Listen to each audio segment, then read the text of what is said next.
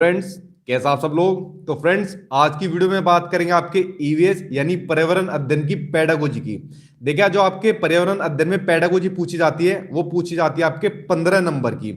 आज की वीडियो में जितनी चीजें आपको बता रहा हूं सिर्फ उतना कर लेना। आप पेडागोजी में से पूरे 15 में से 15 नंबर का स्कोर आप लोग ला सकते हो, क्योंकि आपको वो चीजें बता रहा हूं जो आपके सीटेट के एग्जाम में आपके पेपर में पूछी जाती है। ठीक है, और चीजें थोड़ा डिटेल में बताऊंगा। अगर खाली आप ये लोग ये सोच रहे हो कि खाली क्वेश्चन बताओ फिर उसका आंसर बता दूं तो उससे कंप्लीट हो जाएगी पेडागोजी, तो वीडियो को देखना अभी बंद कर दीजिए, क्योंकि फिर आपके मतलब की नहीं है। क्योंकि जब तक पेडागोजी को थोड़ा डिटेल में नहीं समझोगे तब तक ये आपको करनी नहीं आएगी।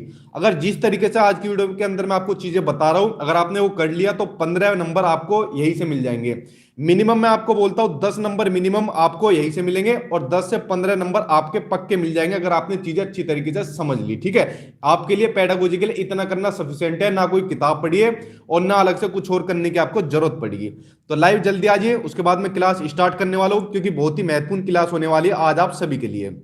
साथ ही जिन बच्चों ने अभी तक नोट्स नहीं लिए, ये मेरा व्हाट्सअप नंबर दिया हुआ है जिस पर आपको मेरे सीटेट के नोट्स मिल जाएंगे।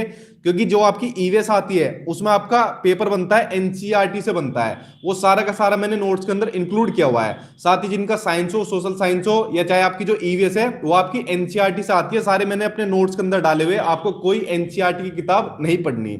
उसके अलावा प्रीवियस ईयर के जितने भी क्वेश्चन पेपर है सभी सब्जेक्ट के 2011 से लेके टिल नाउ तक के, वो सभी नोट्स के अंदर मैंने इंक्लूड किए हुए हैं, और सिलेबस के अकॉर्डिंग सारा कंटेंट डाला हुआ है। जैसे महत्वपूर्ण मनोवैज्ञानिक हुए, एनसीएफ वगैरह, ये सब चीजें मैंने नोट्स के अंदर डाली हुई है।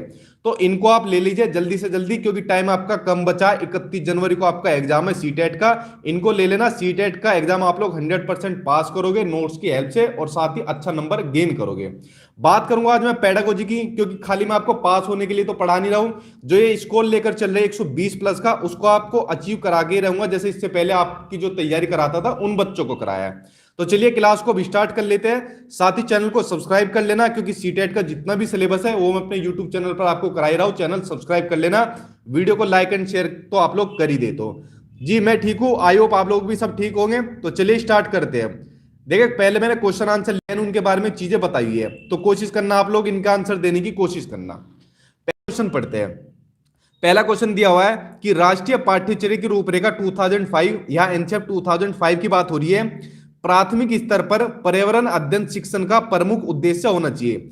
1 नंबर का क्वेश्चन आपके सीटेट के एग्जाम में कंफर्म पूछा जाता है, पर्यावरण शिक्षण का अध्ययन। इसको अच्छे तरीके से देख लीजिए। देखिए, जब भी बात होगी उद्देश्य की, तो सबसे ज्यादा जो उद्देश्य होता है पर्यावरण अध्ययन का वो होता है कि कक्षा कक्षीय अधिगम को, यानी जो क्लास के अंदर चीजें सीखी जा रही है उसको विद्यालय के बाहर के जीवन से जोड़ना चाहिए। ये बोलता है हमारा एनसीईआरटी 2005। ये हो गया इसका पहला उद्देश्य। बाकी के उद्देश्य मैं आपको आगे दिखाता हूं। देखिए, पहला उद्देश्य हो गया, अब देखिए आगे उद्देश्य। थोड़ा चीजें मैं आपको खुद बताऊंगा, इसलिए ये मत कहना कि सर क्वेश्चन आंसर के लिए टाइम दो आंसर बताने के लिए। ये जितने भी उद्देश्य मैंने आपको लिखे हुए हैं जो सामने आपको स्क्रीन पर दिख रही है, ये एनसीईआरटी 2005 के आपके सिद्धांत है, प्रिंसिपल है। और यहां से मान लीजिए आप 5 नंबर आज आपने कंफर्म कर जाओगे। 5 से 10 भी कर सकते हो, 12 भी कर सकते हो, लेकिन 5 मिनिमम है। देखिए, पहला है इसमें कि ज्ञान को स्कूल के बाहरी जीवन से जोड़ा जाए, यानी जो अभी मैंने चीज बताई, जो क्लास के अंदर ज्ञान है उसको बाहरी जीवन से जोड़ा जाए। दूसरा, पढ़ाई को रटत प्रणाली से मुक्त किया जाए, यानी जो रोट लर्निंग है बच्चों को रटने पर फोकस ना दिया जाए, उनको चीजें समझाने पर, अर्थ ग्रहण करने पर उनको मौके देने चाहिए। तीसरा है पाठ्यचर्या पाठ्य पुस्तक केंद्रित ना हो, यानी टेक्स्ट बुक या करिकुलम सेंटर्ड ना हो। ये होना चाहिए आपका बाल केंद्रित होना चाहिए, यानी चाइल्ड सेंटर्ड होना चाहिए, बच्चे के हित के लिए होनी चाहिए सब चीजें। अगला सिद्धांत है इसमें कि विद्यालय में दी जाने वाली शिक्षा को विभिन्न प्रकार की गतिविधियों से जोड़ा जाना चाहिए। और नेक्स्ट है आपका लास्ट, कि राष्ट्रीय मूल्यों के प्रति आस्थावान विद्यार्थी तैयार हो सके। ये कहता है हमारा एनसीईआरटी 2005। ये पांचों के पांचों आपके सिद्धांत है जो मैंने आपको बता दिए, पांचों ही महत्वपूर्ण है। एक एक सिद्धांत आपका 1 नंबर का सीटेट के एग्जाम में पूछा जाता है। एनसीईआरटी 2005 के ऊपर मैंने डिटेल में भी वीडियो बनाई हुई है, अगर आप उस वीडियो को देख लोगे तो आपको पूरी पेडागोजी सोल्व करने का तरीका पता चल जाएगा जो आपके सब्जेक्ट में पूछी जाती है। तो ये 5 सब्जेक्ट हो गए, और जो ऊपर क्वेश्चन पूछा था कि पर्यावरण अध्ययन शिक्षण का प्रमुख उद्देश्य क्या होता है वो भी मैंने आपको बता दिया। 1 नंबर का आपका जरूर आएगा, इन उद्देश्यों को देख लेना। चलिए अब देखते हैं आपकी दूसरा कंटेंट, यानी आपका दूसरा क्वेश्चन। क्वेश्चन आपका कि डैश के अलावा निम्नलिखित पर्यावरण अध्ययन शिक्षण पढ़ाने की विधियां है। अब एक नंबर की आपकी विधि पूछी जाती है पर्यावरण अध्ययन के अंदर। तो देखिए सभी विधियों के बारे में मैं आपको बताता हूं। तो पर्यावरण अध्ययन की विधि कौन सी है, ठीक है। देखिए पहली है इसमें सहयोगात्मक अधिगम यानी कोऑपरेटिव लर्निंग। ये आपकी पर्यावरण अध्ययन का मेथड यानी विधिया है जिसमें बच्चा आपस में सहयोग करके सीखता है। दूसरी आपकी निर्देशित खोज यानी गाइडेड इंक्वायरी, जिसमें गाइड के थ्रू सीखता है। तीसरी आपकी समस्या समाधान यानी प्रॉब्लम सोल्विंग, जब बच्चों को प्रॉब्लम दी जाती है तो उसका समाधान करता है बच्चा। और मैंने आपको बताया था जहां भी आपको व्याख्या देखने को मिल जाए कि व्याख्या द्वारा कोई भी चीज आपको की जाती है तो ये आपका नेगेटिव होता है, इस ऑप्शन को देखते गलत काट देना, ठीक है। लेकिन यहां पूछा है निम्नलिखित किसके अलावा, तो आंसर तो वैसा आपका सही हो जाएगा, लेकिन मैं आपको खाली क्वेश्चन आंसर नहीं बता रहा हूं और इन क्वेश्चन आंसर के माध्यम से आपको पूरी पेडागोजी सोल्व करवा रहा हूं। तो तीन विधियां तो आपको पता चल गई, आंसर तो आपका यही सही हो जाएगा, लेकिन तीन विधि तो आपकी ये हुई। अब बाकी की जो बची हुई विधियां है वो मैं आपको बताता हूं, इनको देखिए। ये आपकी बाकी की बची हुई विधियां है पर्यावरण अध्ययन की। अगली विधि है चौथी विधि परीक्षण विधि, जिसको ऑब्जर्वेशन मेथड बोलते हैं। इसमें क्या होता है, इसमें आसपास की चीजें देखना, उनका विश्लेषण करना और अपने अनुभव से चीजें सीखना, ये होता है आपका ऑब्जर्वेशन मेथड में, यानी बच्चा खुद ऑब्जर्व करता है अपने आसपास की चीजों को। अगली मेथड है इसमें खेल विधि या जिसको गेम मेथड बोल देते हैं। और प्राइमरी के लिए प्राथमिक स्कूल के जो बच्चे होते हैं सबसे बेस्ट मेथड होती है आपकी खेल विधि। इसमें खेलों द्वारा बच्चा सीखता है। ये होगी आपकी पांचवी। उसके अलावा बची आपकी खोज विधि, जिसको ह्यूरिस्टिक मेथड बोलते हैं। इसमें बच्चा खुद ही चीजें खोजकर निष्कर्ष निकालता है, यानी बच्चा एक्टिव रूप से इसमें चीजें सीखता है और खोज करता है और फिर कंक्लूजन यानी निष्कर्ष निकालता है। तो तीन विधि ऊपर हो गई। तीन विधि या मैंने आपको बता दी, टोटल 6 विधियां बता दी। इनमें से एक नंबर का आपके सीटेट के एग्जाम में आपको क्वेश्चन पूछा जाएगा। दो तरीके की टाइप हो गई। अब चलते अगली टाइप के ऊपर, ठीक है। अगला टाइप है आपका आकलन से संबंधित। देखिए मैंने इसलिए पहले क्वेश्चन लिया है और उसके बाद एक्सप्लेनेशन दिया आपको, ताकि क्वेश्चन भी आपको समझ में आ जाए और उसकी फिर डिटेल में आपको एक्सप्लेनेशन भी मैं आपको दे सकूं। इसलिए मैंने कहा था चीजें डिटेल में मैं आपको बताऊंगा ताकि पेडागोजी में पूरे 15 नंबर आप लोग ला सके। अगला है इसमें कि शिक्षार्थियों का आकलन करते समय पर्यावरण अध्ययन की शिक्षिका को निम्नलिखित में से क्या नहीं करना चाहिए। लेकिन हम क्वेश्चन पढ़ेंगे कि आकलन करते समय क्या करना चाहिए, ठीक है। हम क्वेश्चन आंसर पे फोकस नहीं कर रहे। देखिए इसमें जो आपकी चीज है कि बच्चों के कार्य से संबंधित गुणात्मक उल्लेख करना चाहिए आकलन के अंदर, पहला पॉइंट, यानी क्वालिटेटिव स्टेटमेंट्स आपकी करनी चाहिए। अगर क्वांटिटिव हो जाती तो गलत हो जाता। बच्चों के पूर्व आकलन के साथ तुलना करना, कि बच्चे का पहले जब आकलन किया था उसकी प्रोग्रेस रिपोर्ट तब कितनी थी अब कितनी है, तो उसके साथ कंपैरिजन तुलना करनी चाहिए। अगला है शिक्षार्थियों की सीखने की क्षमता को ध्यान में रखकर सूचना दर्ज करना चाहिए, कि बच्चे की जो सीखने की एबिलिटी है वो कितनी है, उसी के अकॉर्डिंग हमको क्या करनी चाहिए, सूचना दर्ज करनी चाहिए। तो तीनों के तीनों पॉइंट आपके क्या है, आकलन करते समय ध्यान में रखनी चाहिए, तीनों महत्वपूर्ण है। लेकिन आंसर आपका क्या सही हो जाएगा, चौथा, कि बच्चों के कार्य के केवल, आगे ना आपका भैया है केवल, इस केवल को देखते एग्जाम में हमेशा गलत काट देना, कि कुछ पक्षों पर ध्यान करना चाहिए। आंसर आपका 3 सही है, लेकिन आपको ये तीनों पॉइंट जानना जरूरी है क्योंकि यही से आपका क्वेश्चन बनता है आकलन का, जो आपके पर्यावरण अध्ययन में पूछा जाता है। 3 टाइप आपकी खत्म हो गई। अब चलते हैं आपकी अगली टाइप पर। अगली टाइप आपकी यहां पर पूछा हुआ है ईवीएस कक्षा में समूह में सीखने का क्या उद्देश्य होता है। देखो यहां पर समूह का आ जाएगा या किसी एक ऐसी टाइप का आ जाएगा जो आपसे पूछा जाता है। अब यहां पर बात हो रही है आपकी ग्रुप लर्निंग की बात हो रही है, जब समूह में सीखते हैं, ठीक है। देखिए इस क्वेश्चन को अब देखते हैं। छात्रों को आसानी से प्रबंधित करना और वर्कलोड को कम करना, यह सीखने का क्या है, आपका उद्देश्य नहीं है, ठीक है। उद्देश्य क्या है, हम सीधा उसकी बात करेंगे।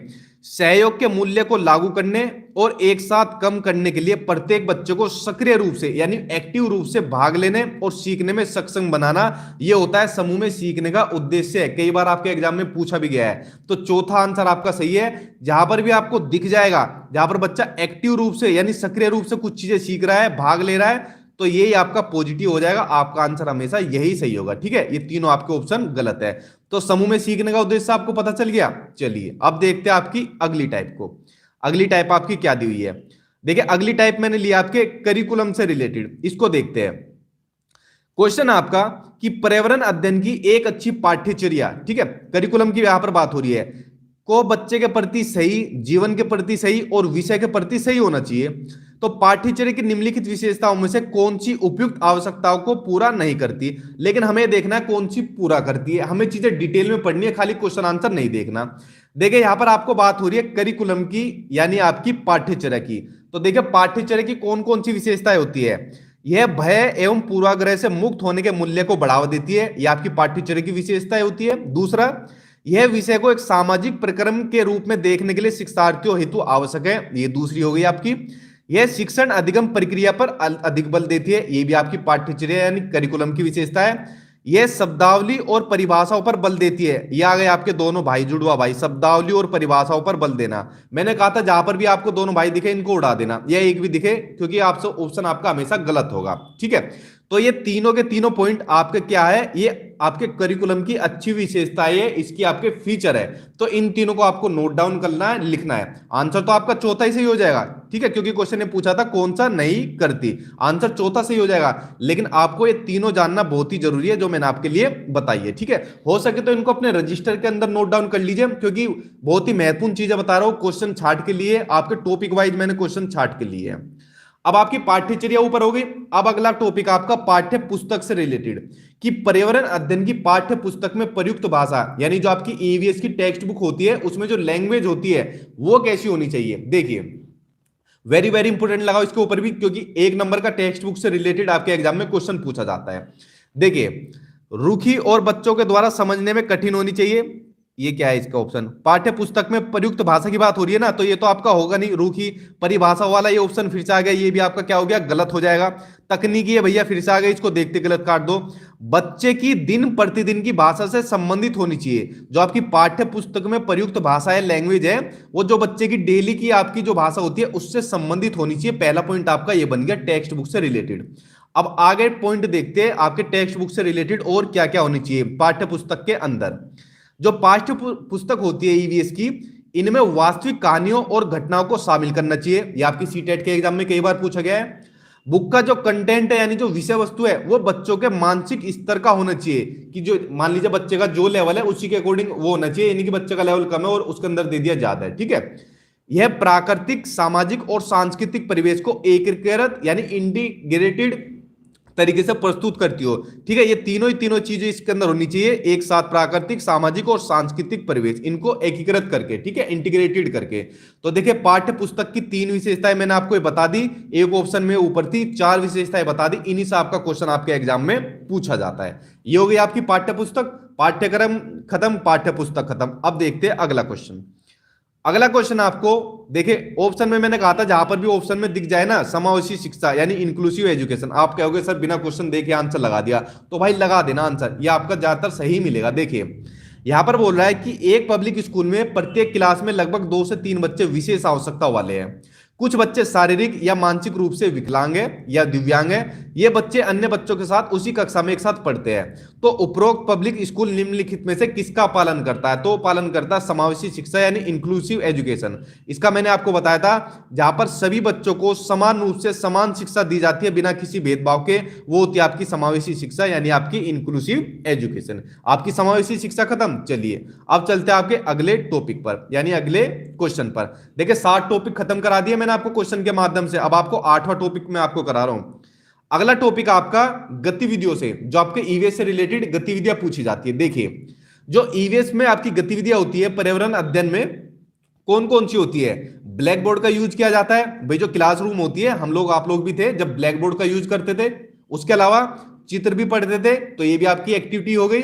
फील्ड भ्रमण, जहां पर भी ईवीएस की बात होगी पर्यावरण अध्ययन की, वहां पर फील्ड भ्रमण आपको जरूर देखने को मिलेगा। आपने देखा ना पर्यावरण के लिए पार्क में ले जाते थे, ठीक है, जानवरों से रिलेटेड चिड़ियाघर में चीजें दिखाते थे, तो फील्ड विजिट तो बहुत ही महत्वपूर्ण है। तो यानी ऑप्शन आपका चौथा सही है, या आपकी तीनों ही तीनों क्या हो जाएगी, क्लास में होने वाली गतिविधियां है। 3 गतिविधि होगी, अब बाकी गतिविधियां जो मैंने आपके लिए लिखी हुई है, ठीक है, छोड़ूंगा नहीं मैं कुछ भी, सारा कंप्लीट करा दूंगा आपका, जो आपका एग्जाम में इससे बाहर कहीं नहीं पूछा जाएगा। अगला है कहानी और कविताएं होनी चाहिए क्लासरूम के अंदर। उसके अलावा खेलों का आयोजन होने चाहिए ईवीएस की क्लासरूम के अंदर। एक्टिविटी की बात हो रही है ना ईवीएस की क्लासरूम में, तो खेल तो जरूर होने चाहिए। और क्लासरूम में प्रतियोगिता और वाद विवाद का आयोजन होना चाहिए, यानी डिस्कशन और डिबेट या कंपटीशन क्लासरूम में होनी चाहिए। तो 3 एक्टिविटीज ये मैंने आपको बता दी, 3 ऊपर थी, तो टोटल 6 एक्टिविटीज होगी जो आपकी ईवीएस की क्लासरूम में पूछी जाती है। अब यहां से 1 नंबर की एक्टिविटी आपको कोई एग्जाम में जरूर देखने को मिलेगी, इन 6 से बाहर आपका नहीं आएगा, ठीक है। चलिए अब देखते हैं आपके अगले टॉपिक के बारे में। अगला है आपका कि निम्नलिखित में से कौन सा पर्यावरण अध्ययन के संबंध में सत्य नहीं है। ठीक है, कौन सा इसके संबंध में सत्य नहीं है। देखिए, पर्यावरण अध्ययन वर्णन और परिभाषाओं पर, ये देखो जहां पर भी आपको दिख जाए ना, पूरा ऑप्शन भी मत पढ़ो, परिभाषाओं पर बल देता है, इस ऑप्शन को आप क्या काम करो, देखते गलत काट दो, ये आपका नेगेटिव हो रहा है। ठीक है, लेकिन यहां पर हमसे पूछा था संबंध में सत्य नहीं है, तो भाई आंसर तो आपका सही यही हो जाएगा, लेकिन हमें बाकी चीजें पढ़नी है। जो विशेषता है पर्यावरण अध्ययन की, विशेषताएं पढ़िए आप लोग। पर्यावरण अध्ययन की जो प्रकृति है यानी जो नेचर है वो एकीकृत होता है। जैसे अभी मैंने ऊपर बताया था कि इसके अंदर सामाजिक, प्राकृतिक, इन चीजों का क्या होता है, एक साथ एकीकृत होता है, इंटीग्रेटेड होता है, ये आपकी प्रकृति होगी। उसके अलावा जो पर्यावरण अध्ययन होता है वो बाल केंद्रित अध्ययन है, चाइल्ड सेंटर्ड एजुकेशन है। ये भी मैंने अभी आपको ऊपर बताया था कि टेक्स्ट बुक या करिकुलम सेंटर्ड ना होना चाहिए, आपका चाइल्ड सेंटर्ड होना चाहिए। तीसरी विशेषता आपकी, पर्यावरण अध्ययन बच्चों को अपने परिवेश को खोजने का अवसर देता है। ठीक है, जहां पर भी बात हो जाएगी एक्सप्लोर करने की चीजें, तो ऑप्शन आपका हमेशा पॉजिटिव होगा। तो तीनों की तीनों विशेषताएं आपके पर्यावरण अध्ययन से संबंधित है। इन तीन विशेषताओं में से कोई सी ना कोई सी आपके एग्जाम में पूछी जाती है। ठीक है, आंसर तो आपका पहले ही हो जाएगा, लेकिन आपको चीजें मैं डिटेल में बता रहा हूं। अब चलते आपके अगले क्वेश्चन के ऊपर। अगला क्वेश्चन आपका देखिए, इसके ऊपर वेरी वेरी इंपोर्टेंट लगा लेना। इस क्वेश्चन के ऊपर यहां से आपको 1 नंबर का क्वेश्चन जरूर देखने को मिलेगा। चारों ही चीजें मैं आपको बताऊंगा, बच्चों का इनके अंदर बहुत डाउट रहता है। और साथ ही देखिए, कुछ बच्चे पूछ रहे हैं एनसीईआरटी का।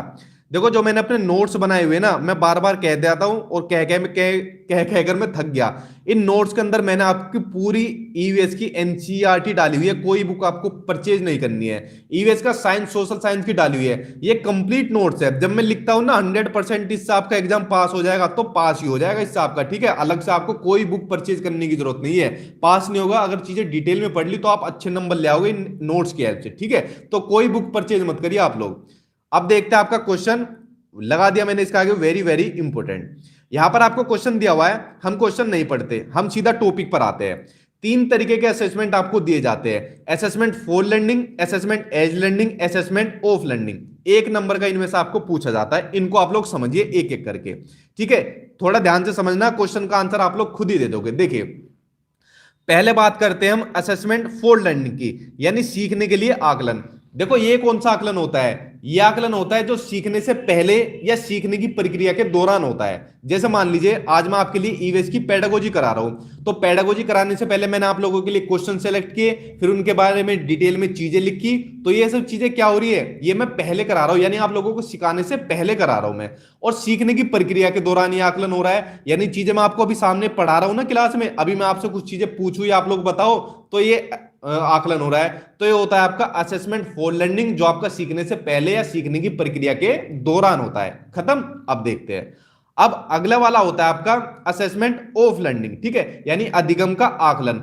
ये होता है जब काम आपका खत्म हो जाता है। ठीक है, यानी जब शिक्षण आपका खत्म हो जाता है, काम खत्म हो जाता है। जैसे वीडियो में मैं आपको खत्म कर दूंगा, कंप्लीट कर दूंगा, उसके बाद आप लोग अपना स्कोर बताते हैं या कुछ चीजें पूछते भी है। ठीक है, तो काम खत्म होने के बाद जो आपका आकलन होता है उसको बोलते हैं असेसमेंट ऑफ लर्निंग। और बच्चों के पर्सपेक्ट में जो आपकी वार्षिक और अर्धवार्षिक परीक्षाएं होती है, ये आपका इसका उदाहरण होती है। ठीक है, वार्षिक और अर्धवार्षिक परीक्षाएं, तो दोनों के दोनों आपको अभी क्लियर हो गए, assessment for learning, assessment of learning. ठीक है, अब एक और भाई इसका बच्चा असेसमेंट एज लर्निंग। ये तीनों भाई है, तीनों ही महत्वपूर्ण है, कोई सा ना कोई सा भाई एग्जाम में आ जाता है। असेसमेंट एज लर्निंग में क्या होता है, देखिए असेसमेंट एज लर्निंग में बच्चा खुद अपना आकलन करता है। ठीक है, और क्वेश्चन भी आपको यही पूछा हुआ है कि पर्यावरण अध्ययन के शिक्षण के द्वारा बच्चों को स्वयं के आकलन के लिए अवसर देना चाहिए। तो स्वयं आकलन कौन सा है, तो आपका भाई असेसमेंट एज लर्निंग। इसमें बच्चा जो आकलन होता है या तो खुद करता है या अपने फ्रेंड की हेल्प से करता है। आपने देखा ना, जब हम लोग बचपन में थे तो हम क्या काम करते थे, अपने दोस्त को बुक देते थे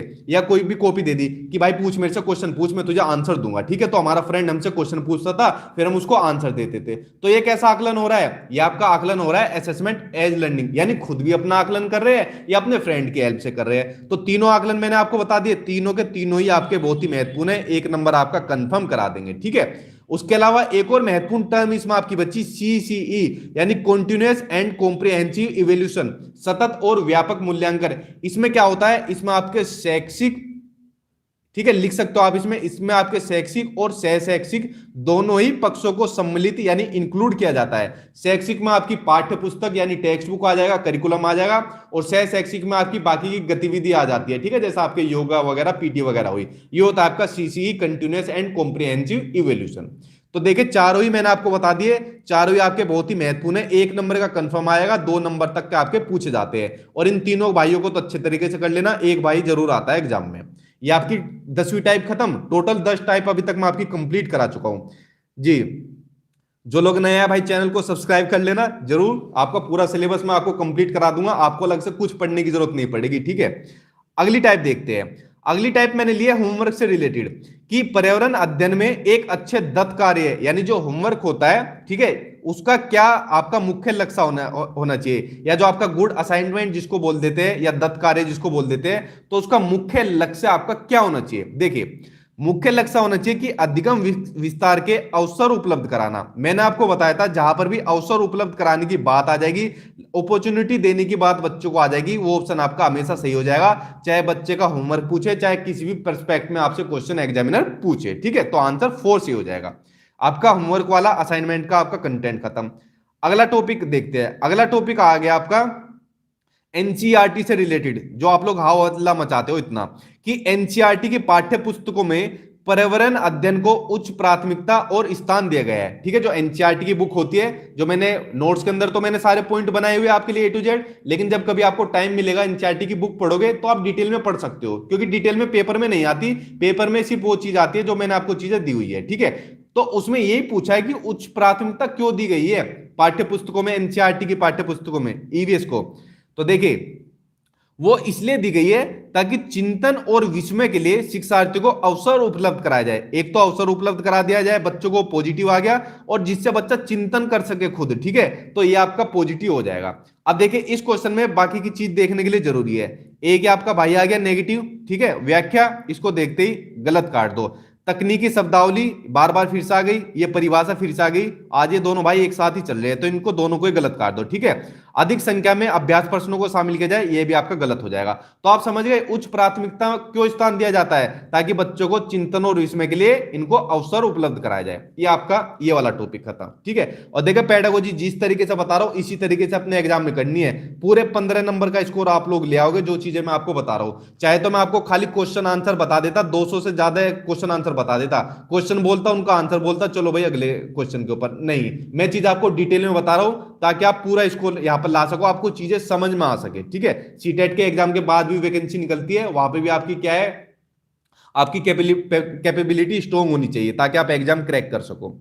अगला क्वेश्चन आपका कि पर्यावरण अध्ययन की प्रकृति यानी जो नेचर होता है पर्यावरण अध्ययन का, किसका समर्थन नहीं करता, लेकिन हमें तो पढ़ना है किसका समर्थन करता है। ठीक है, क्योंकि अगर हमें ये चीजें पता हो जाएगी किसका समर्थन करता है तो हम लोग वैसे आंसर दे देंगे। ठीक है, देखिए बच्चों को खोज करने के लिए पर्याप्त अवसर मिले, इसका समर्थन करता है, जितना बच्चे खुद खोज करके सीखेगा। दूसरा, बच्चे कम गलतियां करें, नहीं, बच्चे गलतियां करें भाई, और ज्यादा से ज्यादा बच्चे गलतियां करें। आपके एरर से रिलेटेड यानी आपकी जो त्रुटियां होती है, एरर्स होती है, इनसे रिलेटेड 1 नंबर का क्वेश्चन बनता है।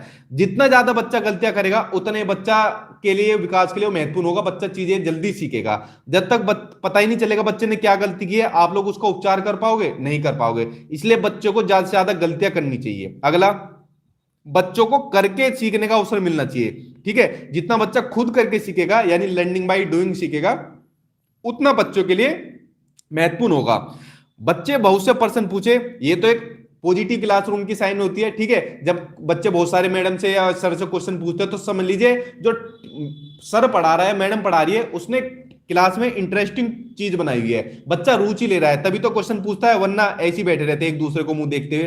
तो ये सब क्या है, ये प्रकृति अध्ययन की आपकी नेचर यानी प्रकृति है, यही आपकी किताबों में लिखी हुई है, एनसीईआरटी की किताबों में, ये चारों के चारों पॉइंट आपको। ठीक है, इनको कर लेना, 1 नंबर का इनसे रिलेटेड आपके एग्जाम में पूछा जाता है क्वेश्चन। तो वैसे इसका आपका यही सही, ताकि बच्चे कम गलतियां करें, क्योंकि यहां पर आपको पूछा था समर्थन नहीं करती।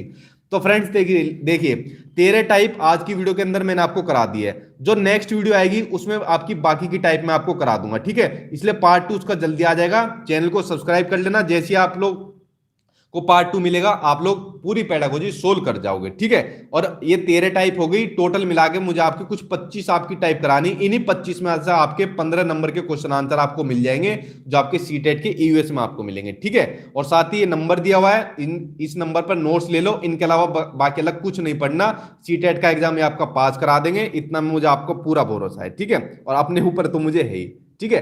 देखिए क्लास में भी आपका अच्छा स्कोर हो रहा है, कुछ बच्चों को मैं देख भी रहा हूँ इंप्रूवमेंट आ रही है। तो फ्रेंड्स आई होप आपको वीडियो पसंद आई होगी, इसके नेक्स्ट पार्ट के साथ मैं जल्दी मिलूंगा ताकि आपकी ये पेडागोजी है उसको मैं कंप्लीट करा सकूं। Thank you.